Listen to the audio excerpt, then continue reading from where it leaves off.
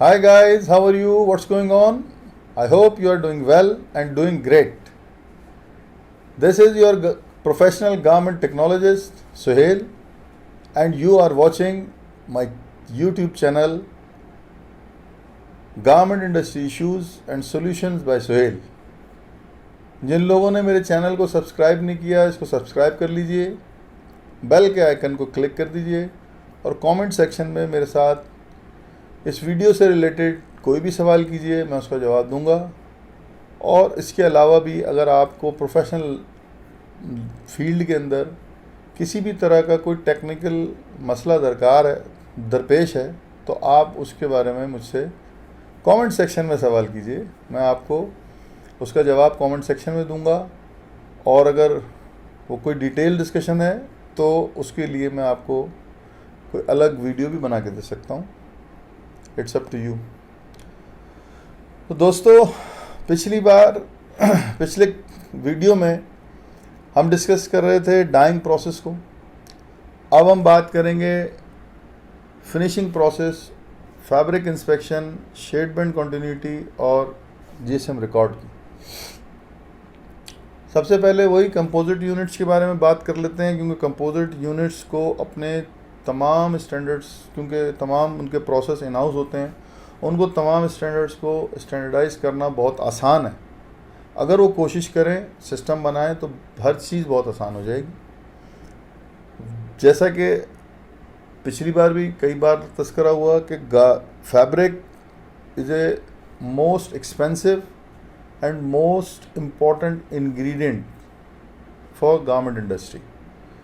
तो इस फैब्रिकेशन को हमने बहुत मोहतात होकर, बहुत तामुल के साथ एक सिस्टम को डेवलप करना पड़ेगा, और सिस्टम ऐसा जो आपकी प्रोडक्टिविटी को हर्ट ना करे। मैं कभी भी किसी भी फोरम पे ये बात नहीं कहता कि आप क्वालिटी स्टैंडर्ड्स को मेंटेन करने के लिए अपनी प्रोडक्टिविटी को ख़राब कर लें। सिस्टम उसको मानता ही नहीं, मैं उसको सिस्टम मानता ही नहीं हूँ जो सिस्टम प्रोडक्शन फ़्लो को ख़राब कर दे। तो बेहतरीन तरीक़ाकार ये है कि जितना केजी फैब्रिक आपको डेली बेसिस पे आपकी प्रोडक्शन लाइंस के लिए दरकार है, आप उस क्वांटिटी से 20% 25% एक्सेस फैब्रिक फिनिश कर रहे हो डेली बेसिस पर। अगर 25% 30% फैब्रिक आप एक्सेस प्रोसेस कर रहे हैं तो आपके पास डिफेक्टिव फैब्रिक के लिए गुंजाइश होगी कि आप उस डिफेक्टिव फैब्रिक को उठा के दोबारा रीप्रोसेस में डाल दें और आपका प्रोडक्शन फ्लो भी डिस्टर्ब ना हो। ये बहुत इम्पॉर्टेंट है। प्लानिंग करने वाले जितने भी फैब्रिकेशन के मैनेजर्स हैं, उन तमाम के लिए ये वीडियो बहुत इम्पॉर्टेंट है। आप इसको बहुत गौर से सुनें और समझें। अगर आपने इस प्रोसेस को इस तरह से आपने बैकअप प्लान बना लिया और आपके पास आरपी करने का टाइम हुआ, तो आप एक बेहतरीन फैब्रिक प्रोड्यूस कर सकते हैं। परफेक्शन 0% नहीं हो सकती। इंसान को अल्लाह पाक ने 100% नहीं बनाया, इसलिए मिस्टेक्स के चांसेस मौजूद हैं, हर जगह मौजूद हैं। उसको ओवरकम करने के लिए ये 25 से 30% एक्सेस फैब्रिक जो है, ये आपको सपोर्ट करेगा कि आप बड़ी आसानी के साथ अपने प्रोडक्शन फ्लो को भी चलाते रहें, आपकी प्रोडक्शन लाइंस में भी कोई इंटरप्शन ना आए, प्रोडक्शन चलती रहे, और साथ साथ आपका फैब्रिक भी परफेक्शन की तरफ आप ले जाने के लिए आरपी करके उसको ठीक कर सकें। तो इस चीज़ का सबसे इम्पोर्टेंट अहम ख्याल रखें। 5 शेड्स की फैमिली जो मैंने पिछली दफ़ा बताई, पिछले वीडियो में बताई। पहला बेसिक शेड आपका लैप डिप है, 1 tone down, 2 tone down, 1 tone up, 2 tone up, कुल मिला के 5 शेड बनते हैं। ये 5 शेड की फैमिली है, इसी में आपने खेलना है। फिनिश फैब्रिक 100% मैच होना चाहिए। कोशिश आपकी हमेशा 0 की हो, कोशिश करें 100% मैच करें उसको आपके लैप डिप से। लेकिन उसमें 100% परफेक्शन नहीं हो सकती, सोचा जा सकता है। जब आप 100% सोचेंगे तो वो 90% 95% मैच करेगा, और बाकी 2 2 फैमिली अप वाली और 2 फैमिली डाउन वाली, यानी टोटल 5 शेड्स के अंदर आ जाएगा, जो कि एक बेहतरीन फैब्रिक होता है। अब अगर वो नहीं आ सका उसके बावजूद, तो आपके पास अगर 20-30% एक्सेस फैब्रिक आप फिनिश कर रहे हैं आपकी प्रोडक्शन कैपेसिटी के मुताबिक, तो आपके पास चांस होगा कि आप उसको बड़ी सहूलत के साथ आरपी में ले जाएं और दूसरा फैब्रिक प्रोडक्शन फ्लो के लिए भेज दें, ताकि प्रोडक्शन फ्लो डिस्टर्ब ना हो। इस फिनिश फैब्रिक हो जाने के बाद 3 प्रोसेस बहुत ज़्यादा इंपॉर्टेंट हैं। नंबर 1, फैब्रिक इंस्पेक्शन प्रोसेस से आपने 10% हर फैब्रिक को गुजारना है। 4 पॉइंट सिस्टम तमाम लोग जानते हैं। 4 पॉइंट सिस्टम इंस्पेक्शन से आपने तमाम फैब्रिक, हर डायलॉट का 10% रोल्स आपने इंस्पेक्ट करना है। जितनी भी डायलॉट्स आपके पास डाइंग से गुजर के आ रही हैं, हर डायलॉट को 10% इंस्पेक्शन टेबल से गुजारना है, फैब्रिक इंस्पेक्शन टेबल से गुजारना है। उसकी प्रॉपर रिपोर्ट बनाए। अगर फैब्रिक अंडर टॉलरेंस है, that means you can go through this fabric into next department, otherwise you should have to stop and send it back to RP. इसके अंदर कोई कॉम्प्रोमाइज़ ना करें। जब आप 20 से 30% एक्सेस फैब्रिक बना रहे हैं, तो आपको कॉम्प्रोमाइज़ करने की ज़रूरत नहीं पड़ेगी। इसमें कॉम्प्रोमाइज़ ना करें, इसको आरपी करा लें। नंबर 2, शेडमेंट कंटिन्यूटी 100% बननी चाहिए। एफआईडी डिपार्टमेंट यहाँ काम कर रहा है, हर कंपोजिट यूनिट में काम कर रहा है, उनको चाहिए कि 100% शेडमेंट कंटिन्यूटी बनाए। अगर उसके अंदर कोई जितने भी रोल वेरिएशन वाले हैं उनको सॉर्ट आउट करके उनको आरपी पे डालें। अदरवाइज अगर वो तमाम रोल्स एक शेड में हैं, तो इसको नेक्स्ट डिपार्टमेंट के अंदर कटिंग डिपार्टमेंट में शिफ्ट कर दें। 3rd, जीएसएम रिकॉर्ड्स 100% बनाएं। हमारे यहाँ यूजुअली शेड बैंड कंटिन्यूटी और जीएसएम रिकॉर्ड 10% पे बन रहा होता है, जो कि बहुत ज़्यादा रिस्की है।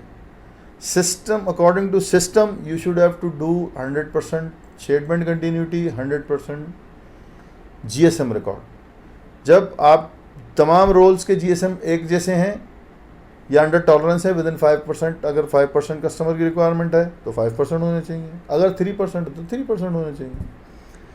अगर उसके अंदर है, टॉलरेंस लिमिट में है, यू कैन गो थ्रू। अगर नहीं है, रोल सॉर्ट आउट कर लें जो लेस जीएसएम में आ रहे हैं। इसी तरह से शेड बैंड कंटिन्यूटी लगाएं। अगर अंडर टॉलरेंस लिमिट में है, 5 शेड्स की फैमिली रेंज में, उसको गो थ्रू कर दें नेक्स्ट डिपार्टमेंट की तरफ, अदरवाइज उसको भी आरपी में ले जाएं।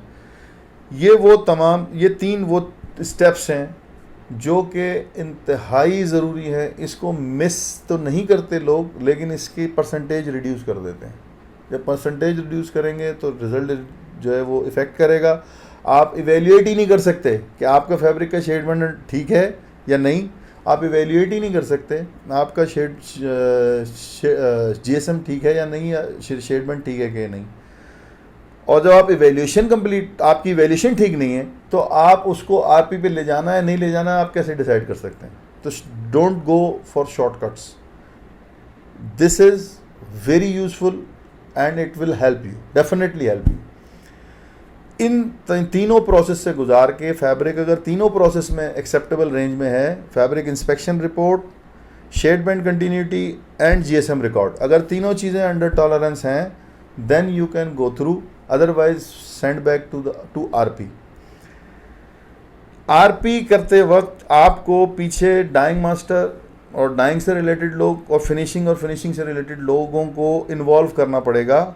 डेली बेसिस पे जितनी भी लॉट्स आपकी आरपी पे जाती हैं, उनको बुला के दिखाएं, उनको बताएं कि ये आपकी गलतियों की वजह से हम इसको आरपी पे भेज रहे हैं, जो कि हमारे लिए प्रोडक्शन के फ़्लो को ख़राब करने का बायस बन सकता है। हालांकि आपने बैकअप प्लान रखा हुआ है, लेकिन उसके बावजूद आपने उन लोगों को बार बार उनकी गलतियां दिखानी हैं। देखें, ह्यूमन साइकी ये है कि अगर आप किसी बंदे को काउंटर चेक करना शुरू कर देंगे, उसको पता लग जाएगा कि मुझे पकड़ा जा सकता है, तो वो अपने काम को बेहतरी की तरफ लेके जाएगा। अगर किसी भी बंदे को ये पता है कि उससे सवाल ही कोई नहीं होना, तो वो अपने काम को बहुत रिलैक्स होकर करेगा, और उस रिलैक्सेशन की वजह से प्रोफेशनलिज्म इफ़ेक्ट होगा, प्रोफेशनलिज्म से दूर चला जाएगा, और आपका रिजल्ट कभी भी परफेक्ट नहीं हो सकेगा। अगर जिस तरह से एक बेसिक फॉर्मूला है, production is a continuous process, same thing quality is a continuous process. जब आप क्वालिटी चेक्स के ऊपर अपने प्रोडक्शन वालों के साथ डेली बेसिस पे कोऑर्डिनेट नहीं करेंगे, डेली बेसिस पे उनको हीट नहीं पहुंचाएंगे, आपकी क्वालिटी कॉम्प्रोमाइज़ होती रहेगी, कभी भी ठीक नहीं होगी। फिर वही बात कि गारमेंट इंडस्ट्री के लिए फैब्रिक सबसे इम्पॉर्टेंट पार्ट है, सबसे मेन इंग्रेडिएंट है, सबसे कॉस्टली मटेरियल है। अगर ये ठीक है तो आपका गारमेंट ठीक बन जाएगा। उसको अगले मसाइल को हम बाद में डिस्कस करेंगे, लेकिन फैब्रिक अगर ख़राब है तो आप कितनी भी खूबसूरत फिनिशिंग कर लें, कितनी भी खूबसूरत स्टिचिंग कर लें, कोई फ़ायदा नहीं होना। तो आज की गुफ्तगू इस वीडियो में यहीं तक थी। इसका मौजू फिनिशिंग एंड इंस्पेक्शन प्रोसेस था आफ्टर फैब्रिक फिनिश। तो आई होप ये आप लोगों को पसंद आई होगी, और मैं उम्मीद करता हूँ कि आप इस पर मुझसे कमेंट्स करेंगे, डिस्कशन करेंगे, और ये सब आप लोगों के लिए मैं मोहब्बत के साथ पेश कर रहा हूँ, इसलिए कि मेरा पैगाम मोहब्बत है, जहाँ तक पहुँचे। Thank you.